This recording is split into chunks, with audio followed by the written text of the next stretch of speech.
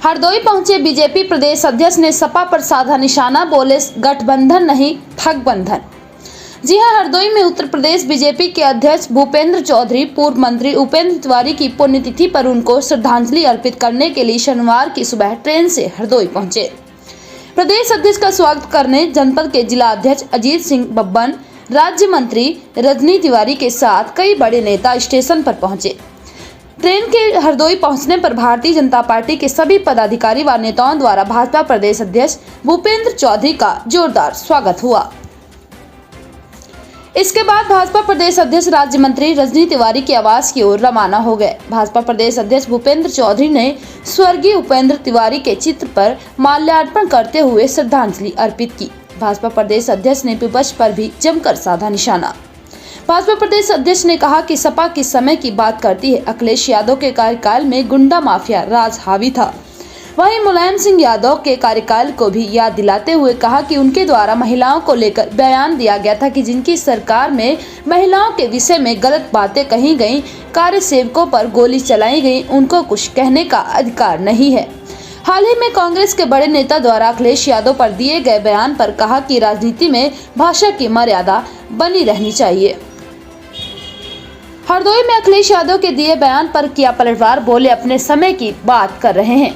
हरदोई पहुंचे भाजपा के प्रदेश अध्यक्ष भूपेंद्र चौधरी ने हरदोई में अखिलेश यादव द्वारा दिए गए बयान बीजेपी से मच्छर तो संभल नहीं रहे, देश को विश्व गुरु बनाने चले हैं के बयान पर पलटवार करते हुए कहा कि केंद्र में हम लोग 9 वर्ष से हम लोग शासन में हैं, लगभग 7 वर्ष से उत्तर प्रदेश में हो गए।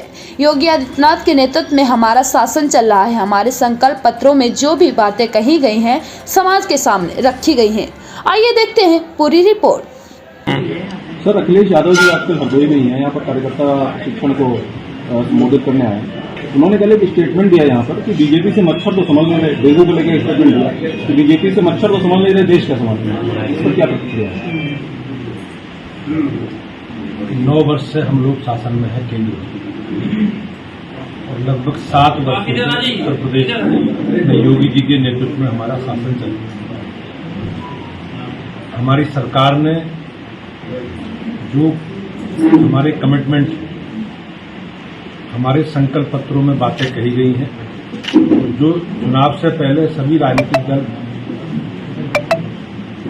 अपना एक दस्तावेज समाज के सामने, जनता के सामने रखते हैं, हमारी सरकारों ने उसे पूरा किया। चाहे बिजली हो, पानी हो, सड़क हो, शिक्षा हो, सुरक्षा हो, सारे विषयों पर सरकारों ने काम किया। अब अखिलेश जी अपने शासन की बात कर रहे हैं, इसमें वो 2012 से 17 तक शासन में थे। इस प्रकार की अराजकता थी, गुंडागर्दी, बेईमानी, भ्रष्टाचार और पूरा प्रदेश दंगाइयों के हवाले था। सरकार दंगाइयों के साथ खड़ी थी। या वो माननीय मुलायम सिंह जी के शासन की बात करते हैं कि किस प्रकार से महिलाओं के, बहनों के बारे में उन्होंने शब्द कहे, किस प्रकार से अयोध्या में उन्होंने कार्यसेवकों का नरसंहार कराया। तो मैं ये समझ नहीं पा रहा कि वो किस विषय की बात कर रहे हैं। कि भारतीय जनता पार्टी संकल्पित है। हमारी सरकारों ने देश के, प्रदेश के को बेहतर बनाने के लिए, सजाने और संवारने के लिए योगी जी और मोदी जी के नेतृत्व में हमारी सरकारें काम कर रही हैं। और हमें गर्व है कि जनता ने, हमें उत्तर प्रदेश की महान जनता ने 4 बार भारतीय जनता पार्टी को 2 लोकसभा चुनावों में और 2 विधानसभा चुनावों में बड़ा जनादेश दिया। भारतीय जनता पार्टी के सभी कार्यकर्ता, हमारे माननीय प्रधानमंत्री जी से लेकर बूथ अध्यक्ष तक, हमारे जितने भी पार्टी के कार्यक्रम हैं, हमारे सेवा के काम है, रचनात्मक काम है, हमारी सरकार के काम है, हम सारे रिपोर्ट कार्ड अपने सरकार के कामकाज का लेकर लगातार जनता के बीच। पिछले कुछ महीनों से INDI है, गठबंधन की बड़ी चर्चा है। अलायंस से दिल्ली में बैठक हो रही, मुंबई में बैठक हो रही।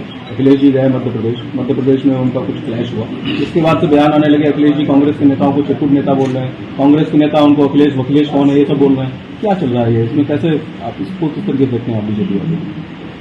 लोकतंत्र में, राजनीति में भाषा की मर्यादा बनी रहे। अखिलेश जी बड़े नेता हैं, उत्तर प्रदेश जैसे राज्य के मुख्यमंत्री रहे, वर्तमान में प्रतिपक्ष के नेता। तो मेरा निजी मत ये है कि भाषा की मर्यादा बनी रहे। लेकिन जो इन लोगों का इतिहास है, इनका कल्चर है, आप गठबंधन चुनाव से जनता के ध्यान भटकाने के लिए इस प्रकार की बात करें। लोग प्रश्न ना पूछें, उनकी उपस्थिति के बारे में, उनकी गतिविधि के बारे में देश समाज के लोग चर्चा न करें, इसलिए गठबंधन की बात करते हैं। गठबंधन नहीं, ये जनता से ध्यान भटकाने के लिए ठगबंधन है और ये कुछ भी कर लें प्रदेश और देश की जनता सब जानती है। कल अखिलेश यादव ने कहा है कि अगर देश में पुनः बीजेपी की सरकार बनती है तो बाबा साहब का संविधान खतरे में आ जाएगा।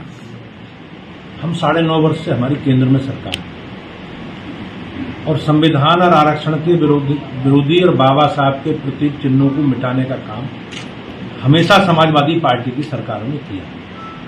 हमारी पार्टी बाबा साहब की विचारधारा को लेकर आगे बढ़ रही है। हमारी प्राथमिकता में समाज के कमजोर लोग हैं, गरीब लोग हैं। हमारी सरकार गरीबों को समर्पित होकर काम कर रही है और हम लोग संकल्पित हैं, भारतीय जनता पार्टी के कुछ कार्यकर्ता, कि अंतिम छोर पर बैठे व्यक्ति को अंत्योदय के तहत उसे समाज की मुख्य धारा में लाना। जहां तक संविधान वाला विषय है, संविधान की हम लोग संकल्पित, लेकिन इनका अपना निजी एजेंडा है। ये लोग परिवारवादी हैं, जातिवादी हैं और इनकी प्राथमिकता में परिवार है। हमारी प्राथमिकता में गरीब है, समाज की